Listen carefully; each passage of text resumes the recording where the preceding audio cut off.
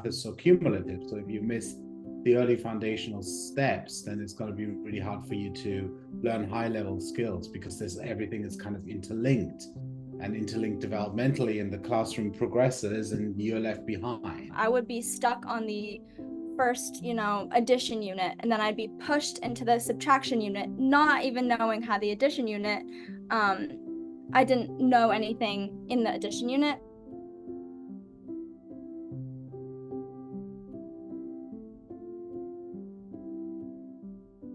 I think if teachers catch it early on, like some students don't know how to advocate for themselves when they're like 10 years of age.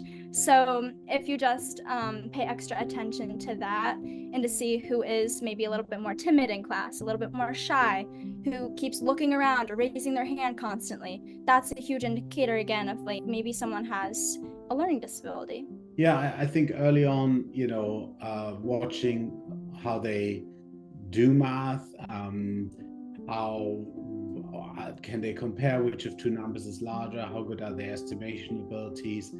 And the hallmark really is then when it comes to calculation. That's why it's called dyscalculia, with the calculation part, because these kids just find it really difficult to learn their math facts. So I think that's in grades 1, 2, and 3. You should be able to see that already. Every year, there's a handful, somewhere between 3 to 4, that I see every year of my career. And I would see students, and I would see sometimes they would have this desire to want to learn the math, but then there would be certain struggles, and they'll say they're looking at it and it's just not making any sense to them. It's very noisy. Their brain representations of numbers are very noisy.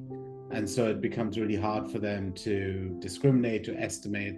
And of course, the more they disengage from math, the less those representations are able to develop. For dyscalculia, I think one of the biggest struggle areas that I have, and with a lot of people, is that they will learn something one day and completely forget it the next, or they'll remember like one little piece of information but not the full picture.